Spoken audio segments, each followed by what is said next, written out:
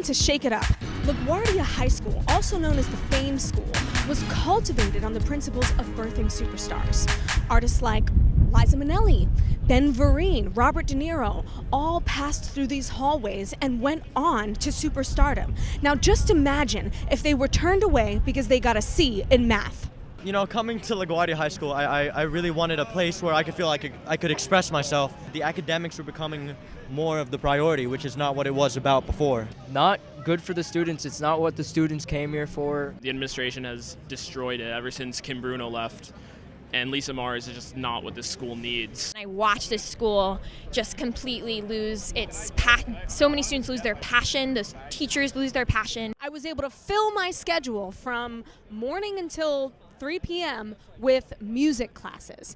And I was able to take all of these electives. One of my friends, who was also a vocal major, was able to hop into a violin class because she wanted to learn the violin. Those concepts, even for us, completely foreign. If this negative change keeps continuing, that students in the future won't have the same experience that I had at my 4 years at LaGuardia. Like, this was my dream school. Like, I refused to audition for any other school, and I got in. Like, I had that privilege, and I was able to take all these classes, but then things started changing for the worse. It was here that I found a love for theater as well. This school is such a gift. Because of this school, I was able to get into Juilliard pre-college, and from Juilliard, I was able to go to Manhattan School of Music, and then from Manhattan School of Music, I was able to sing and tour in Italy for 3 summers. So if it really wasn't for the school, I wouldn't have gotten the arts education that I needed to become the person I am today. I get these anecdotes about I wouldn't have lived through high school. Yeah. I had an eating disorder. I would have been dead. Last year when I was here, the miscommunication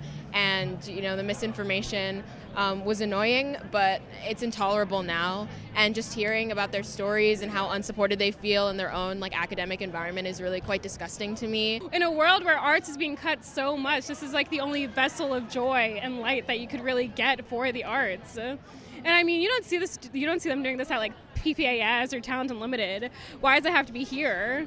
I mean, we are a specialized high school, but if you look at the door, it says arts and music and performing arts.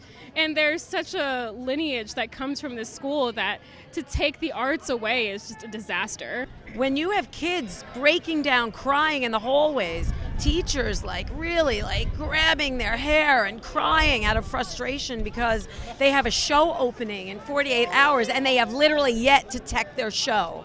We used to have a music coordinator position who would do all the logistics, scheduling rehearsals, concerts. That teacher left, and Dr. Mars decided to do away with the position. The end result of the productions are noticeably different.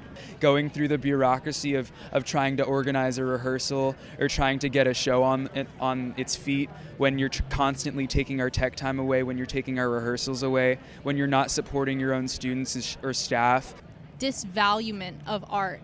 I think that if you have one C in a math class, that shouldn't justify denying a perfect score on your audition. Talent and art is equally as important as academics. My son, I felt so bad. By the time he was a senior, so many advanced art classes were canceled that he came to me and said, listen, I just got to get out of here because there's nothing left for me to do here.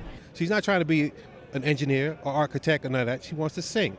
If we maintain the artistic element of what children got to go to get in, I think, like she said, the focus in regards to academics, if anything, should be more life skills. How to understand what a contract is, how to understand the financial breakdown of what the royalties should be, or whatever the case may be. The first moment that this started was waiting for 2 weeks to schedule a meeting with Dr. Mars to explicate that my first period music history class was void of a licensed teacher from since September, and we had to take a test. And so in that meeting, I was relayed a lot of shocking information. And so as soon as I got home, I went on a live stream and I made sure that information was communicated with the student body, because I knew if I didn't do that, it wouldn't have been communicated with the student body. What is bigger than a meeting? What is bigger than talking to each other online? How can we all join together and do something? And then it turned into beyond, I think, what we could have expected. Let's also be clear, this outrage is not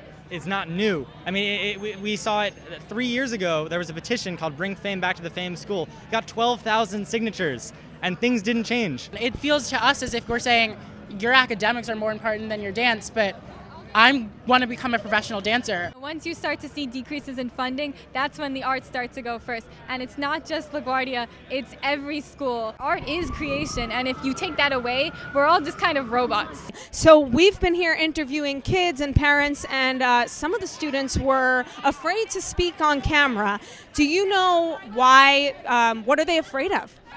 This administration in this school is reported to be an administration of repercussions.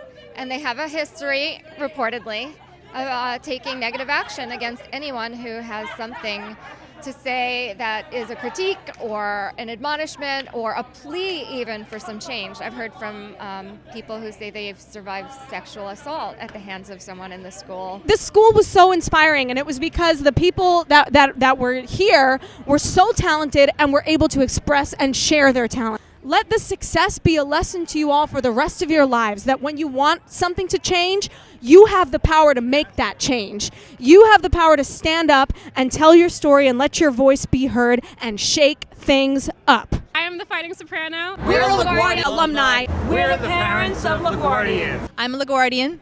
I'm her mom. And I'm her dad. We're the legacy of LaGuardia. We're LaGuardians. Let's shake it up.